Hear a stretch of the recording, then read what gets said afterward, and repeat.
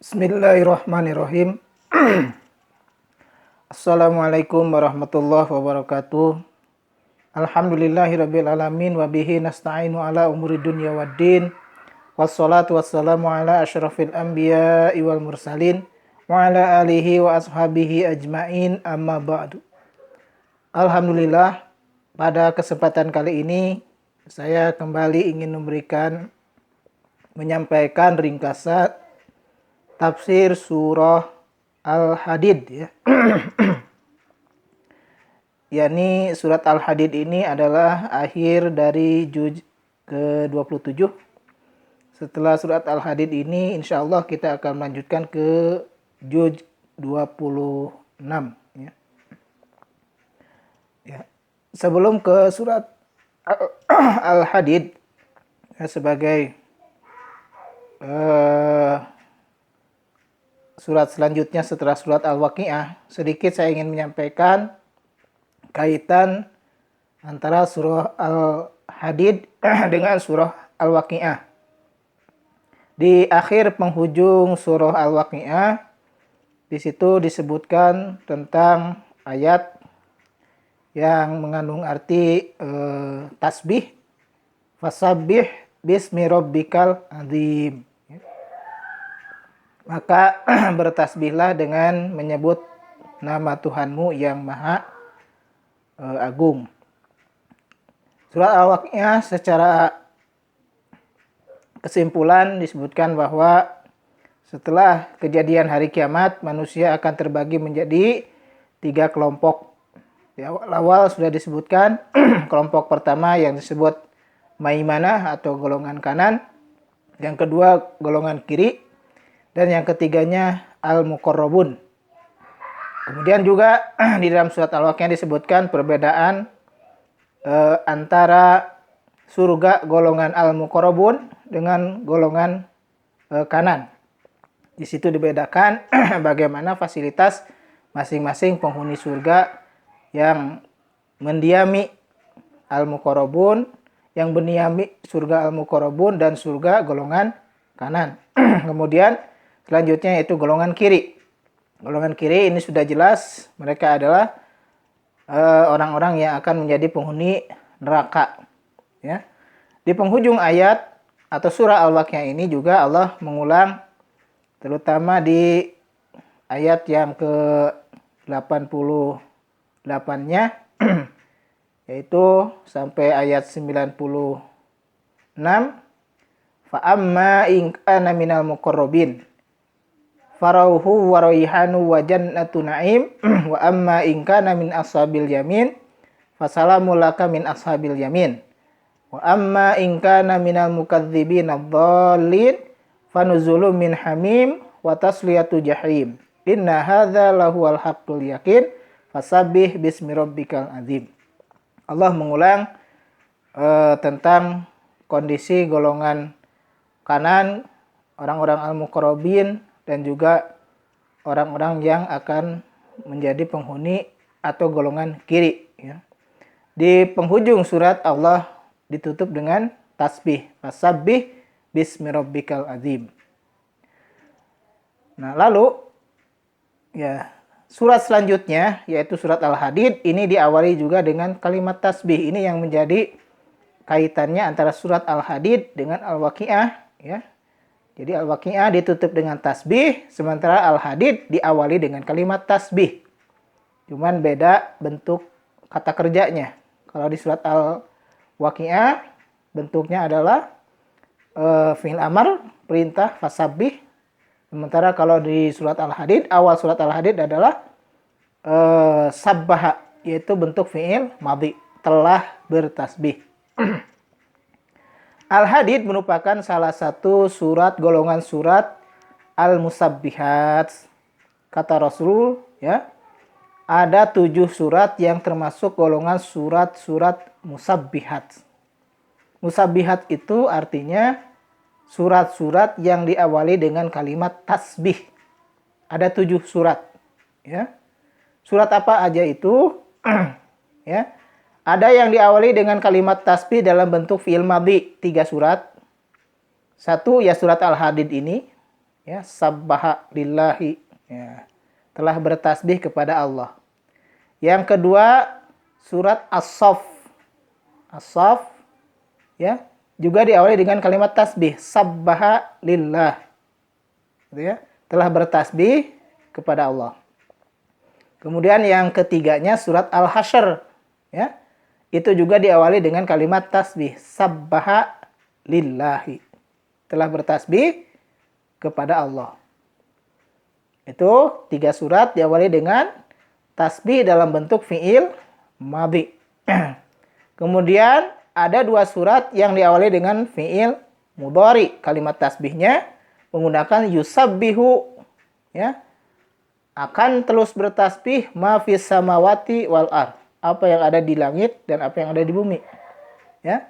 Itu 2 surat. Yang pertama surat At-Taghabun, yusabbihu, ya.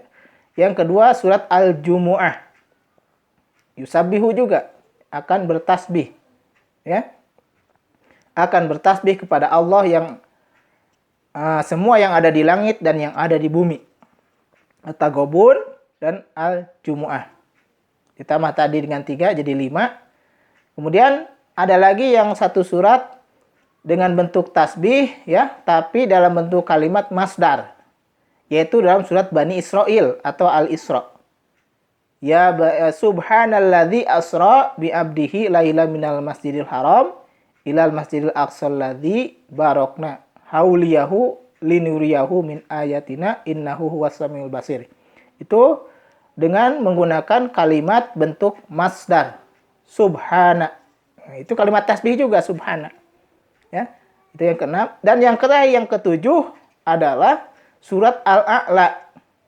Ya, itu bentuk kalimatnya, fiilnya fiil amar, kalimat bentuk perintah, kata kerja bentuk perintah. Sabbihis marabbikal a'la. Bertasbihlah dengan menyebut Tuhanmu yang maha tinggi. Nah, jadi itulah kelompok surat-surat yang termasuk kelompok surat Al-Musabbihat. Ada 7. Ya. Yang pertama tadi yaitu surat ininya Al-Hadid, As-Saff, kemudian Al-Hasyr, At-Taghabun, Al-Jumu'ah, Al-Isra, Al-A'la. Nah, itulah kelompok surat-surat Al-Musabbihat, artinya ya, surat-surat yang diawali dengan kalimat tasbih. Nah, kita kembali ke surat At-Taghabun, surat Al-Hadid, maaf. Al-Hadid, surat Al-Hadid artinya besi. Masih golongan surat-surat Makkiyah. Kemudian ini turunnya setelah surat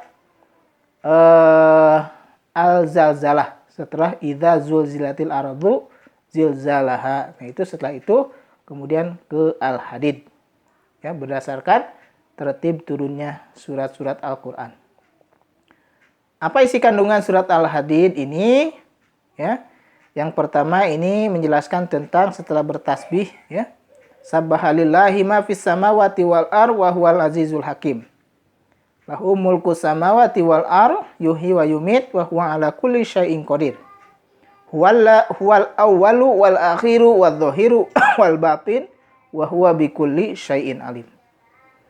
Ya, jadi setelah mengawali dengan tasbih, ya, telah bertasbih kepada Allah apa yang ada di langit dan apa yang ada di bumi, dan Dia Allah Maha Perkasa lagi Maha Bijaksana. Kemudian dilanjutkan ayat keduanya, miliknya lah kerajaan yang ada di langit dan apa yang ada di bumi. Dia menghidupkan, Dia mematikan, dan Dia Maha Kuasa atas segala sesuatu.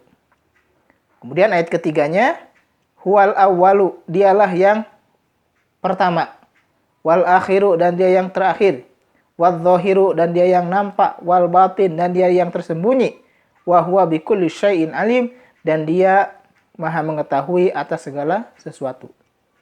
Di dalam hadis, sebuah hadis, ya, disebutkan bahwasanya Rasulullah SAW telah bersabda bahwasanya di dalam surat-surat Al-Musabbihat ini ada satu ayat, ya, yang lebih utama daripada 1000 ayat di dalam Al-Quran.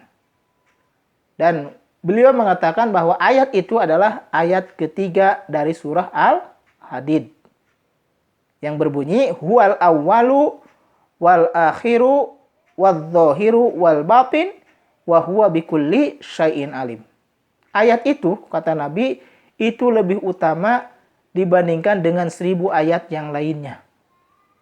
Jadi otomatis kalau kita membaca ayat itu, maka setara dengan membaca 1000 ayat.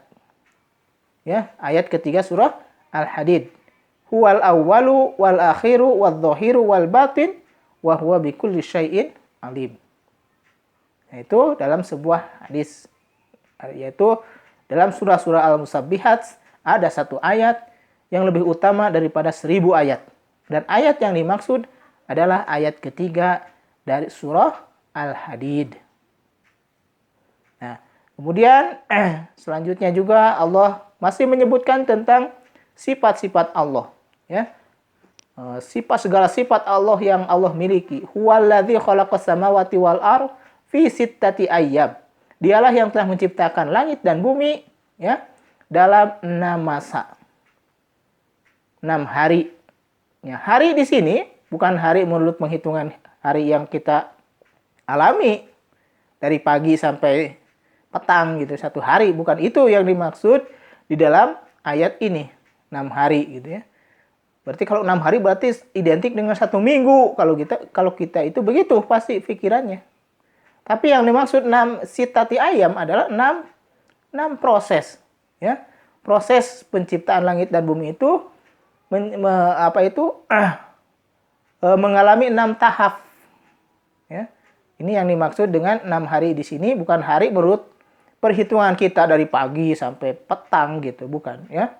Tapi 6 tahap atau 6 proses. Bagaimana yang telah dijelaskan dalam surat Al-Qalam bahwasanya Allah, ya, makhluk Allah yang pertama kali Allah ciptakan adalah Al-Qalam atau pena, ya. Setelah itu Allah memerintahkan kepada pena untuk menulis.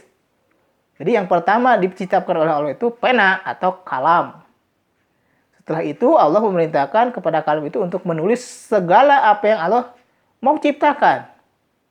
Ya, kemudian setelah kalam atau pena, Allah menyuruh kepada pena itu untuk menciptakan makhluk selanjutnya yang disebut dengan langit.